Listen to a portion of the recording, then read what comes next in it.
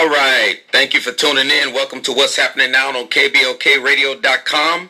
And thank you for tuning in this morning.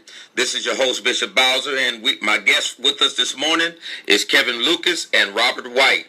And our topic today is a conversation with some OGs. And so we're going to get into that and talk about some of the things that's going on in the community and what we can do to empower our community and send this gang thing in another direction. But I did have a little commentary I want to give, and I was an article I read some years ago, and it came to my mind last night as I was sitting back and doing some research on this show here. And, we had a lot of shootings in the streets that are tied into the gang thing. And, we as OGs, we have a responsibility to keep the peace in the streets. And I want to say to the OGs, talk to your homies, okay? It's time for you to talk to your homies. You got any kind of influence on the streets, you need to get out there and talk to your homies. There isn't a need to be called an OG if you don't have any influence with your homies, all right? So I want to read this essay, a part of this essay. And this essay, I read it some years ago, and it reminded me of what's going on right now and some of the things that need to be done. It was an essay on the history and use of the term OG. And it was written by a gentleman that's on San Quentin death row. He's a prisoner, and his name is two guys.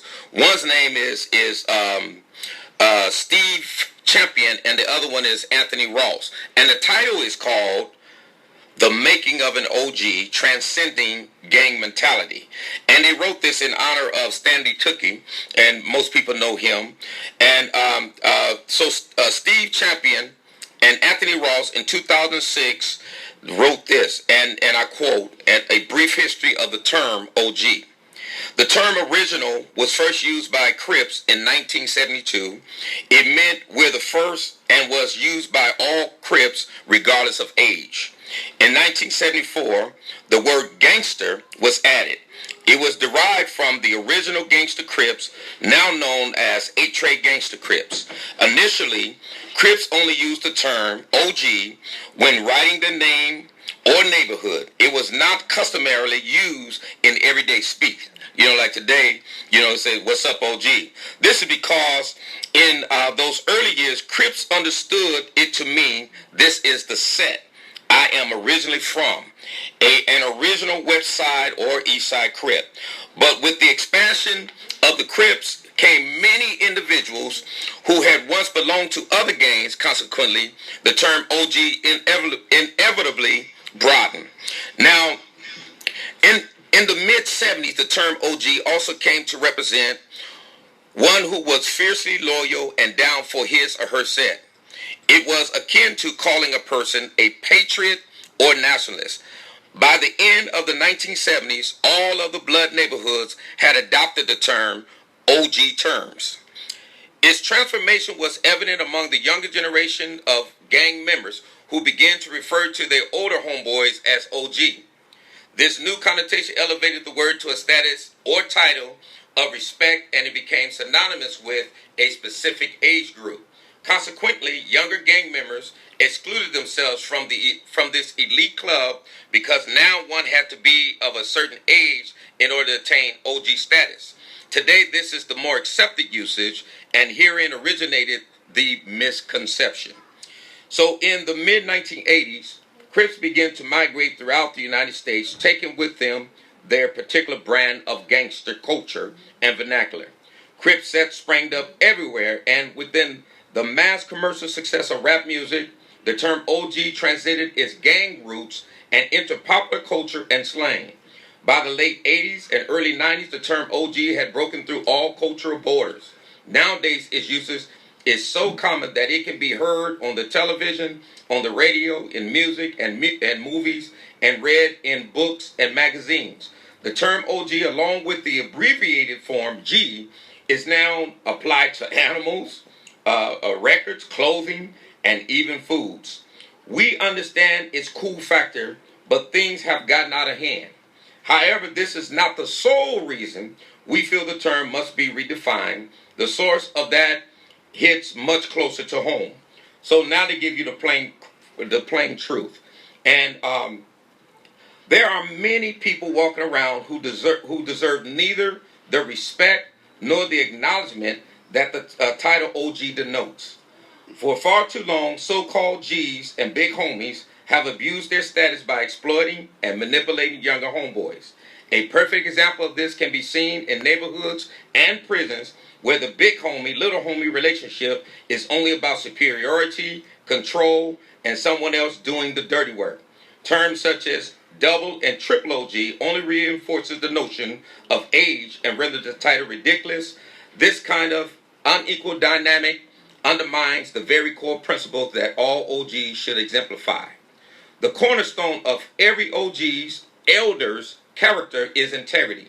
If this is tainted by foul behavior, then that person forfeits being recognized as an OG or elder. It is of supreme importance that the criteria for OG and elder be based upon the content of a person's character, the righteousness of their actions, and the love they show for their people, not on the misguided notion that they have been around for a long time and reach a certain age bracket. There are men and women who are worthy of esteem but don't receive it, and there are those who receive it but don't deserve it. It is time for truth to determine who earns OG title. So the need for real leaders. Without revered OGs, elders, leaders, and teachers to bridge the gap between where one stands and where one is going, the younger generation can lose their way and misinterpret the meaning of their journey. OGs or elders act as guides and advisors who offer their experience and wisdom. It's from them that the younger generation draws inspiration and a sense of purpose. If the OG elders are corrupt, then the younger generation can't respect them. When this happens, the younger generation becomes trapped in a cycle of despair, conflict, addiction, and chaos. When minors are trapped in a mine, whose obligation is it to rescue them? All of those above ground, OGs and elders, as we view these figures, have made it out of the mine, and it is their responsibility to reach back and help others, to show them the way out, to show them how to build a new path and end the cycle of chaos. So we're entering the chosen order. Being called an OG or elder should be akin to being initiated into a sacred order. As with being nominated for the Peace Nobel Prize, the title OG or elder should be taken with the utmost honor and seriousness, because it implies that one has made many personal sacrifices, evolved in their thinking, and acquired wisdom. One can be an OG at 20, 30, or 50. What matters is one's maturity, self-transformation, and a commitment to helping others. When people dedicate themselves to making a difference, they enter an order of honor and earn the esteem consequently bestowed upon them. OGs or elders must live by and enforce upon themselves a high standard of behavior. They must be aware of their symbolic role as father, mother, and teacher. They must understand that when someone is searching for answers, it is their duty to provide them with practical and comprehensive advice. Advice that encourages, inspires, and enlightens. So let us give you a new definition. Since there is no universities, academy, or training camp that produces OGs, we can agree that not all OGs are wise and intelligent leaders. Therefore, the question we must ask ourselves is, what makes an OG? Here we provide a new definition along with 5 characteristics of a true OG. OG, one who exemplifies commitment, struggle, intelligence, integrity, and wise counsel. The 5 characteristics of an OG. Number 1, one who leads by example. Number 2, one with untarnished credibility and integrity among his peers. Number 3, one who has control over his ego and strives for self-improvement. Number 4, one who has the ability to inspire those around him. Number 5, one who is emotionally mature and uses reason and logic to make decisions. So, commentary from OGs. Outdated thinking and methods cannot be used to solve problems. Temporary solutions cannot end conflicts. If people lack a vision for the future, then there will be none. If they lack a blueprint for building a new way of living, then it will not happen. In order to bring about a radical change and end the cycle of chaos, each individual must make a rational commitment to change. So then, on my show today, I have some men who have demonstrated that they have made a rational commitment to change. I want to welcome to the conversation Kevin Lucas and Robert White. Thank you for being on the show, and welcome to What's Happening Now. Yeah. Well, just say something to the eyes. Good to be here. Well, good morning. God bless everyone out there. Amen. My name is Robert White, and I want to start off by saying that I am blessed this morning. I woke up, blessed my family, blessed the whole United States of America and the world. For listening to Corin right now, I mean, Pastor Bowser, setting yourself as an OG. Leading that by example is first and foremost for your community. And those who not even knowing needs to respect it. Because there is a vision that we have in Southeast San Diego, and we need to stand by it. And do not let any other young, black, female, male, Hispanics, whatever, this world is supposed to be in our community. We have to set our example, and we got to stay with our community. We got to stick by each other. Right. It's a lot of killing going on out here, and it's all uncalled for. It's all uncalled for. And, and I know it's a lot of parents hurting, mourning, but what I don't understand is what happened. What happened? Where did we go wrong at? I think for me, myself, I think we went wrong by leaving our community. Yes. And it starts with us. That's right. It starts with OGs like Pastor Bowser, Kev right here. We have to dig down, deep down in our soul to get our community back on track the right way. And the only way that could be done, and we could try, it's not going to happen overnight, but we have to step in to try to make an improvement by going back into our community, going back into these parks and dealing with our kids. Or not even your kids. They don't have to be your kids, your nieces, your nephews, your kids' friends, They need some leadership. They need role models in their life. Anybody could go out there and pull a trigger or carry a gun, but that does not make you no man. Sure don't. It doesn't make you a man. And it upsets me to see this happening in our community. Now let me ask a question here, and we got about a minute, but I want to ask Luke a question. Can you tell me where? And then you also, Robert, where you guys from? What set are you from? Well, I'm from the West Coast originally, born and raised on 30th. And, coming up, I've seen a lot of things, man. And, what started me to gangbang and what have you is that when my mom passed in 75, a part of me left. So I was mad, I was angry, and I wanted to do something, to build my reputation. So the first thing I did, my father gave us some money, gave us like $200 a piece. First thing I did is went and bought 2 khaki suits, some khaki suits and some weed. And I want to be the man on the block, and I start hanging, and then one thing led to another, you know what I mean? We start going out to the park, watching the car clubs. So we're going to stop right here, and we'll pick back up when we come back, but we're going to go to a break real quickly. And so stay tuned, because we'll be back in a couple of minutes after these brief commercials.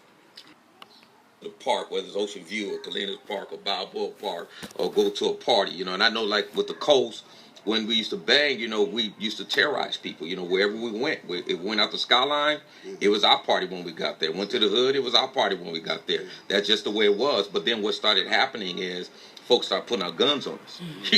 We would go out there without any guns, and they would get us. And so then pretty soon got to the place where we couldn't go anywhere because everybody's pulling out guns and didn't want to fight anymore. And then that's when it kind of started transitioning into the shooting, where you do your drive-bys and walk-bys and all those kind of things. And it didn't really necessarily have to get to that level, but as you say, there's always somebody either trying to model after LA or trying to be somebody. And then now we have the chaos and the mess that we have today, and we got to turn that around. Let me say one thing on that, Go ahead. On that point. And you know where that come from? That come from when these youngsters start going to YA and prisons and stuff, and they start listening to all these LA gang stories and these different gangs in LA, and then they was talking about guns and what they do, and they drive by when some said blood or Crip, what have you, they would go get guns, and they'd go back and they start shooting. So with that being said, when those guys get out of YA and prisons and stuff and comes back to town, that's what they start telling their people. That's what they bring, you know what I mean? Yeah, the Bloods and the Crips. They start, well, man, let's get some straps and start doing it like that. Absolutely. And that's where that comes from. Yeah, it's our mentality, you know what I mean? But we have to be able to control ourselves and with being our emotions, our feelings, you know. To me, I think I'm an inspiration, you know, not just to West Coast, you know what I'm saying, to Southeast San Diego, right. You know, where I come from, where I've been, what I'm doing now. You know, West Coast never did endorse my checks. You know, never did take care of my family. That's right. You know what I'm saying? I had to man up and do it myself. That's right. You know, and raise all my kids. And, you know, that's when I left the streets alone and started getting my grown man on. Everybody can't say that, yeah, you might think you're grown, but you're not. Because there's a lot of you cats out there older than me, don't have a life, taking our kids with you, you know what I'm saying? Shoot them up, bang, bang. You know, you are a disgrace to our community if you think you're OG. Right. Like, I'm sitting here with two of my OGs. You know what I'm saying? And you can call me OG all you want to, but like Pastor Boucher said, it's fire commitment. You have to be an OG. You just don't label your own self as an OG. Thank you. You can't get it like that. It don't come that easy. Not that easy. You know what I'm saying? Respect, recognition, leadership. You know what I'm saying? That parenting. You know, you just don't. It goes on and on and on. It don't stop, and it won't stop. You know, all the way to the last bus stop. It don't stop. Now, on that note, because that's one of the things that, you know, I really want to talk about here, because, you know, at least even, you know, when I you know, with the gangbanging world, we lose a lot of people to the prison system, and we lose a lot of our young people to the graveyards, and you know, and plus the streets. You know, the drugs strung out, all messed up, and everything else. And you know, there are a lot of youngsters out there, and when I say youngsters, they can be in their teens or 20s. You know, because I'm 53, so you know, someone in their 20s and even 30s are younger than me. You know, so.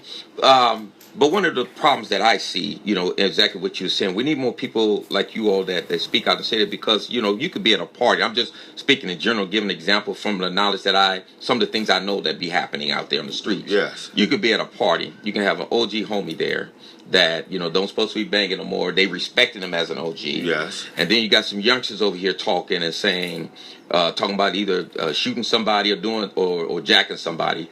And then, you know, here you have this so-called OG homie that might be encouraging them. Yeah, y'all going to, and this is the way you do it. You're going to do that. And they respect him because he's OG and don't realize he's not an OG. No. I don't care how much work he put in on the set. And if he's supposed to be out of this lifestyle, if he's going to be if he wants to be in a lifestyle, that's his call. But he's not an OG. Right? Yeah, he perpetrating. Because OG ain't going to direct you that way. No. Yeah, he perpetrating. I mean, that's, you know what I'm saying? He don't have no life. That's all. I mean, no morals. You know, you have to, you know, just for example, you never want to leave your community. You always stay involved in your community, you know. And a lot of us, because we have good jobs, big houses, or whatever, we forget where we come from. You know what I'm saying? You always need to be involved in your neighborhood. I don't care where you at, you know what I'm saying? Like I had my cousin Andrea Robertson ask me, why do people go share 5-9 Day, West Coast Day, Emerald Hills Day, you know? It was hard for me to respond to it, but I had to really sit back and think about it. You know, what I do, because I share my knowledge wherever I go, what I've been through, because, you know, I know where you guys headed to. You know, as a parent, an uncle, a grandfather, whatever the cause may be. If I could save a life by sitting up there talking to them, you know what I'm saying, where I've been, where my life has changed, you know, it has really changed. But it's not where it's supposed to be, because I could easily get bamboozled. Right. You know what I'm saying? I could still go back into my ways. Right. You know what I'm saying? It's me that I have to deal with and struggle with every morning getting up. That's right. Yeah. Trying to get up out the bed. Once I get up in the morning, go out to bed, I know I'm taking care of my business. So, but if I could tell the kids, like they said, reach one, teach one, that's what it is. A second chance. That's what I'm about. Now let me ask a question, and we get Luke. You can start with you and then get to you, Rob. How do we change the gang culture of violence to a group working to empower its community? You know, we can have our youth doing a lot of positive things and direct the gang in a positive way. But how do we do that? Well, it's going to take, man. It's going to take a lot of us to get together as a people, man. For as Crips, Bloods, what have you, and we need to really have a talk with these young men. Like, say for instance, man, I'm walking down the street, I see a gang of these guys, and we face to face, man. Hey, what's going on, young brothers? What's happening? And first, oh man, we are. You know, so if it's something negative, I would say, man, well, look, brother, this is another way to do that, man. You don't have to go do that, because what you have to realize is that you have family over here, over there, and you need to really sit down and think about what you're going to do. Don't listen to that person or that person, man. You talk to someone older and get their response to what you're talking about. So, in other words, like, for instance, yesterday it was a group of youngsters, man, and they're bloods, you know what I mean? And I said, hey fellas, what's going on, man? Oh man, we I said, man, but what are you gonna do when you turn 18, 19? What are you gonna do? Is this what you're gonna do?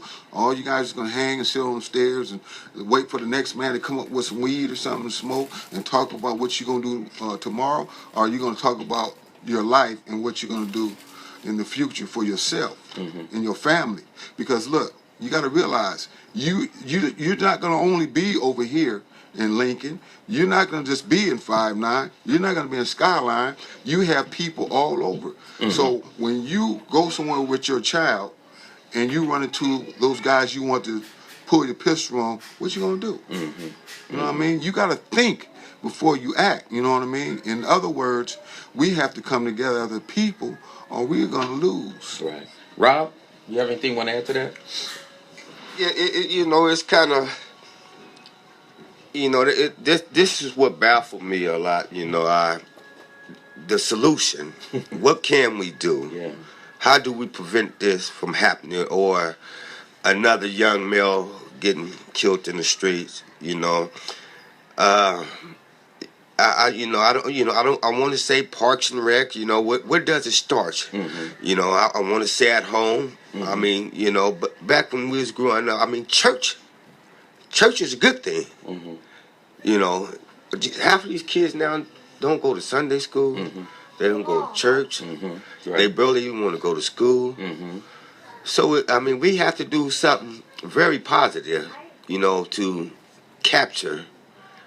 Or we have to really put something that shines. Right. That shines, that's going to catch their attention, to make them pay attention, that they want to jump on this ride or they want that. I mean, it has to be something out here that we could do as a community, right, to save our kids.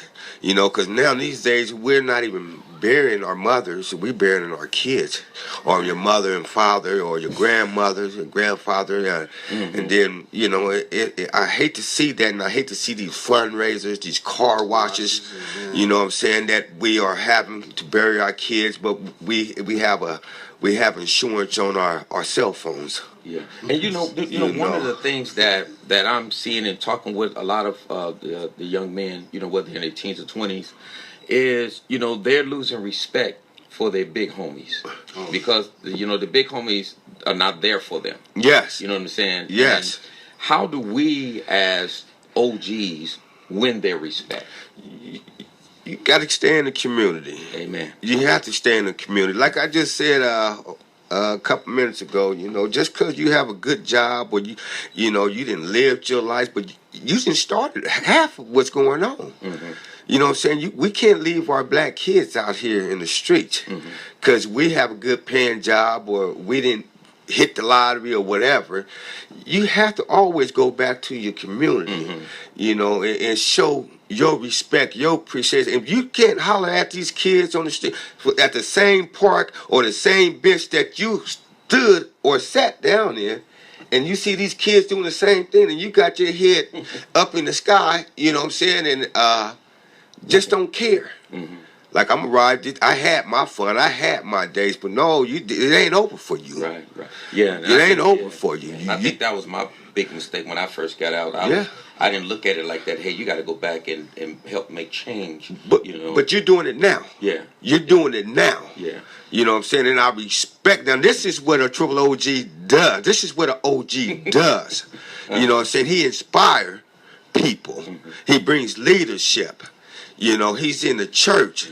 You know, and I mean, I applaud you so much. You know, I respect you to the fullest. You always there when I need you, though. This is what we do to change our community. Amen. You know what I'm saying? If we want to save lives, we got all. You know, I got all kind of homies from all over. I can go anywhere right now. 20, 30 years ago, no, I could. You know, I had to have my thing with me if I'm gonna go here. But it feels good. You know, but I want to give a shout out to a lot of these blood partners of mine, OGs that you know see me through it. You know, I'm gonna say I'm like Rodney Smith. You know what I'm saying, from Skyline, Stacy Butler from Lincoln, Frank. You know what I'm saying, from the 9, from Central City, you know what I'm saying. These guys, you know what I'm saying, they inspired me too as well. You know what I'm saying. I don't care if they wearing blue, red, green, black, whatever. You know what I'm saying. We all, at the end of the day, we black. That's right. And we need to save our communities. That's right. You know what I'm saying. Kev, you have anything? Yeah. On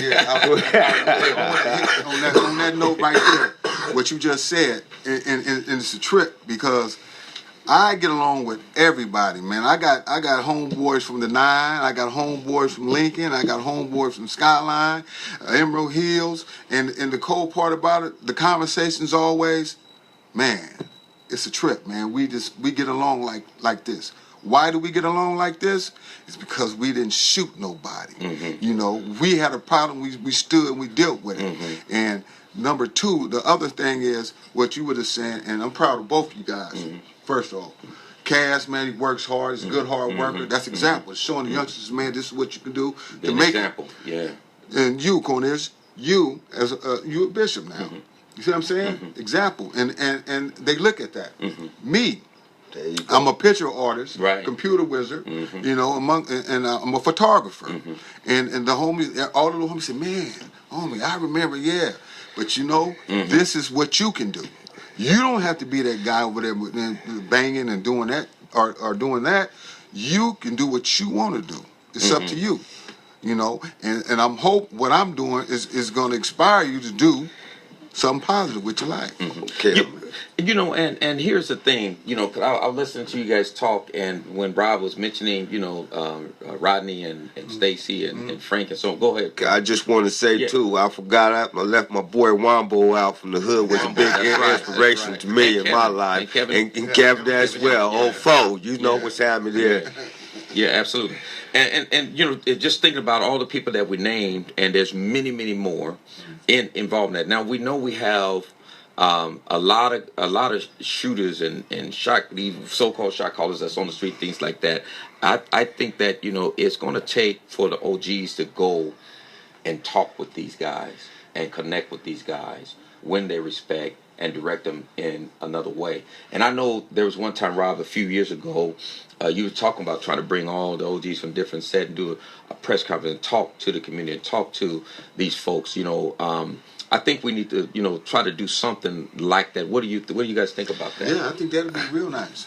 You know, I'm all in. You know, like you just said, we try to do it. You know what I'm saying? Speak on it. You know, and we couldn't see eye to eye, and you know, anything. We couldn't agree on anything, and that goes back to our mentality. Yeah. You know what I'm saying? Right. And I speak to each and 5 of us right now. If we could do it all over again, you know what I'm saying?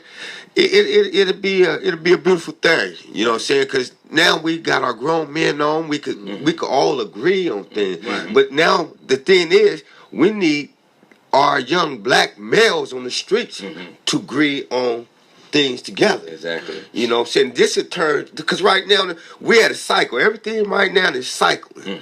And it's spinning and spinning. But things won't happen overnight. But if we could just pedal a little bit, we could get there. Nudge it a little bit. But you know, it's just the little things, the little things we do in life. It could be a big turnout in somebody else's life. You know, and I want to say to Kev right now, Kev, I'm so proud of you. I mean, I love you as my big homie. You know what I'm saying? Like as Pastor Bowser. You know what I'm saying? And you stay in the community. You never strayed away from it like a lot of homies have done because they doing things or they think they better than the others. You know what I'm saying? I could put a lot of y'all out here. You know what I'm saying? But I'm not gonna do that. You know what I'm saying? You know, I'm gonna be respectful. You know what I'm saying? But if you know who you are and you're listening, come on back to the hood, man. I don't care. You know what I'm saying? It don't take nothing. It don't cost you a dime. You know what I'm saying? If you live in the right way, if you live in the right way and you say who you are and you are OG like you say you are, hey, spend time in your community. Go to your parks. You know, go to Memorial Park. Go to Gompers Park. Go to Ocean View Park, Lincoln Park, Skyline Park. You know what I'm saying? And just chit chat with your little homies for a minute. And and absolutely. And here's the thing, because I remember way back when we walked the streets. And I remember you told me you went out and talked to some of the homies. They're like, "Oh man, ain't gonna be no peace. We don't hear all that." But at the same time, we were sowing peace seeds. They got the seeds, and here's the thing, is that during that time on over in the coast, there was no violence taking place. But the problem is that still had rivals, bloods coming over, shooting at them, and they'll say, okay, well, what about that? And I think that, you know, you just can't nail down one set, right? And stop it there. No. You know, we got to be talking to every set at the same day. Those OGs over there, every set got to start getting this buzz going and nudging these guys along on every side of town at the same time to really try to prevent this violence and direct our youth in a positive way. Okay, but at the end of the day, like you said, every set, it's Southeast. It's Southeast. It's not West Coast. It's not Central City. And we can see it that way. You know what I'm saying? If we all can see it like that, that's a beautiful thing right there. Then we could narrow it down. But we see ourselves as one. You know what I'm saying? Blood crib against each other, or West Coast and Skyline against each other, or whatever. It'll be Southeast. We're one. We're one human race. And let us all get along and work. Yeah, I like that. Yeah, back in the days when they had the bandstand down at Ocean View Park, you know what I'm saying? Every was that Sundays or Saturdays? Sundays. You know what I'm saying? It was community. It was Southeast. It was Southeast. And we messed that up. Yeah. You know what I'm saying? So, you know, we got one hand got to shake the other. Right. Pretty much. Right. So let me ask you something. The greatest challenge to changing the gang culture is changing the mind, which is a great challenge. How do we do that? How do we change these minds? Because you just talking about that mentality. How do we change the mind of these guys that are caught up in this lifestyle? A lot of times they don't wake up till they're looking at life in prison, or it might be 10 or 15 years down the road somewhere, and then it's too late, you know. Well, you know what I thought when they started giving out these basketball numbers, it was change, you know, their thinking. You know what I'm saying? Because now these days they slam dunking on young black males. They getting them 108, 110. They ain't giving out no baseball and football numbers anymore. They take them straight to the hoop. You know what I'm saying? They scoring on us. Tell them what you mean and we kill. By the baseball. They're giving out life sentences, 118, 120 years. You know what I'm saying? They gonna take you when you take a life, your life has already been taken from you. That's right. You know what I'm saying? It does not make no sense.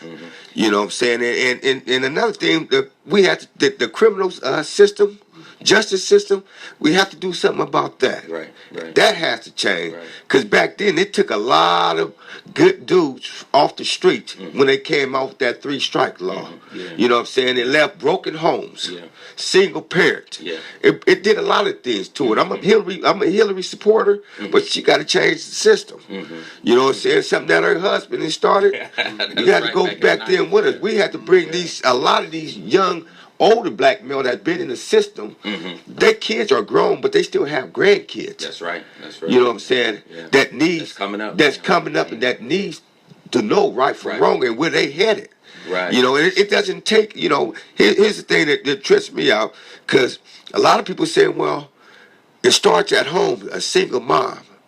Hey, it could be a single father too. That's right. That's right. You know what I'm saying? So we can't keep this no double standard. But as a black male, uh, you want to empower, because you have uncles, you have aunties, you have cousins. We all have to get involved in our family lives. If we want to stop this killing and stuff, we have to. You can't just say, well, that ain't my child. Right. You know what I'm saying? Right. Yeah, at the end of the day, yes, it is your child. Exactly. You know what I'm saying? Exactly. It could be your sister child. She might be struggling. And, hey, your wife might say, well, that's her problem. No, that's our problem. And we you know got what to I'm get saying? those values in our There you go. youngsters, you know, because I was thinking about the scripture that says, love your neighbor as Yeah. you love yourself. And if they don't have no love for themselves and don't have no morals or values within themselves, how you gonna treat somebody just the way you treat yourself? You don't care about yourself. You don't care about life. You don't care about going to prison. You're gonna leave. You're gonna, not only will you do it, but you're gonna affect other people in the process of doing it. And I think that's part of the problem. Also, is getting the right values in our youngsters. And it's up to us. It's up to us to do that. And that's real talk right there. But I'm gonna tell you another thing before I get off this mic. We all are pointing the fingers at our young black males why this is happening. But hey, we gotta hold the young ladies accountable too, because a lot of this comes from them. Yeah. You know what I'm saying? They bang harder than some of these cats on the street, you know, with their mouth. That's right. Yeah. You know, and that mouth is a cold piece sometimes that you get people caught up in situations, you know, over your sister, your cousin, or whatever, and you go out and do bad things. You know what I'm saying? Somebody disrespect you, but a lot of these females keep this violence going on in Southeast San Diego. Yeah. So we just can't point our fingers at our young black male. We got to put it now. There's a double standard with that with me. You know what I'm saying? Because we got to hold them accountable too. You know what I mean? You know what I'm saying? Because and our OG sisters that's out there, they feel the same way as double standards. Like, hey, you know, don't forget about the sisters also. Don't forget about them. They know, they see that. They realize that. You know, these young ladies also need some attention. And need So some do y'all hearing that, ladies? Step up. Yeah, I mean, but you know, we just can't point we at got a few because we forgot to mention something like Monica Kelly. You know, she's doing. Yeah, that's my girl right there. Yeah, we know she's out there. You know, pushing it. And she's serious about it. You know, she feel the same way that you and I and all of us about these killings out here. You know, I tip my hat off to Monica. You know, we go way back. So, you know, and she's a good inspiration to these ladies out here, or some of these broken homes. You know, she can go out there and reach some, because a lot of their killings is coming from, like they say, single parents. You know what I'm saying? And that's where, like I say, we step in. Your uncles, because it could be your niece's nephew. Just because their dad might be locked up, gone for 25, 30 years, and they ain't caring. They're not listening. But us as OGs, as you want to call it, if you are that. You know what I'm saying? If you're credible, keeping that title, handle that. Go out there and touch one, talk to your nephew. You know what I mean? Or you can go out there and get him in the car, go take him somewhere. Take him, go buy my ice cream. The little things you do, the little things that you do, man, can mean a lot to them. Right. So, you know, and here's the thing. As a teenager growing up through senseless violence, it doesn't take a sledgehammer to make a difference. And that's what Rob is talking about. It takes a nudge. Yes. It takes the leadership. Leading by example. You just need to show them a different direction and know that they have the ability to change their environment and themselves. It's not a big thing. We all have the power. It's just taking the responsibility to it. And so, having said it, anything you guys want to add, Luke? Yeah, I want to say this. I want to say this. You know, we as a people, we have to come together and start to build our communities up. I mean, if you just go out and just say, "Hey, hello, how you doing today?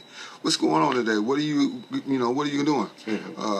You know, when you see the youth is hanging out, like when school's in session, you just see them hanging around your complex or wherever you may be, just kind of holler at them, see what they're about, see what they're doing, see what they need to do. You know what I mean?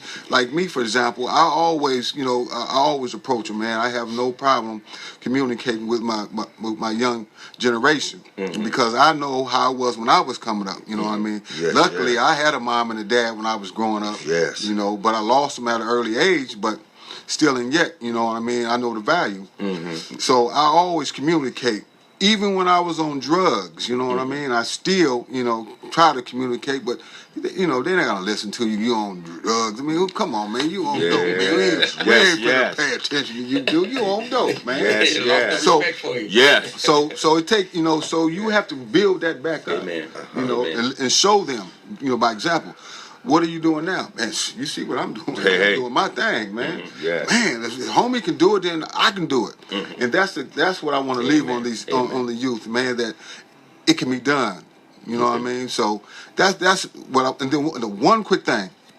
We as black people, we need, I don't care what side of town you from, if we don't like Robert said earlier, Southeast, period. Right. You know. Right. Thank you. And in 30 seconds, can you say something, Robin? 30 seconds? No, I just want to reach out to everybody and just say, let's respect the game. Amen. Respect the game, respect your elders. Amen. You know, I mean, that's where we go wrong at too, because a lot of these youngsters don't have no respect, don't care. They gonna say do what you want to do, say what you want to say, but be respectful to your elders. Right. And stop with all this nonsense. Yeah, and I was just saying, and the thing that we want to leave with you for sure is that if you don't call yourself an OG, if you're not directing our young people and directing these folks that's caught up in the gang lifestyle in a positive direction, because the OG is not somebody that's calling shots and sending folks on kill missions and all of that. That's foolishness, and that's a maniac. And we need to get a maniac some help, you know. But when we talk about an OG, we talk about somebody that's keeping it positive, somebody's been an example, somebody that has strong leadership, someone that's respected, can give wise counsel. That's what an OG is. And so we got to start putting people in check when they call themselves OG, and they're not living up to it. That's right. So that's the message we want to leave with you today. So I want to thank you, Kevin Lucas and Robert White, for being on the show today. Thank you. And we got to get you back, and it was an honor to have you on. Want to encourage all our listeners to tune in next week for another great show on What's Happening Now, KBLKradio.com. Thank you for tuning in today, and don't forget to come by the church, 610 South 30th Street, 11:30s on Saturdays. All right, God bless you, and we hope that you would tune in next week again for another great show.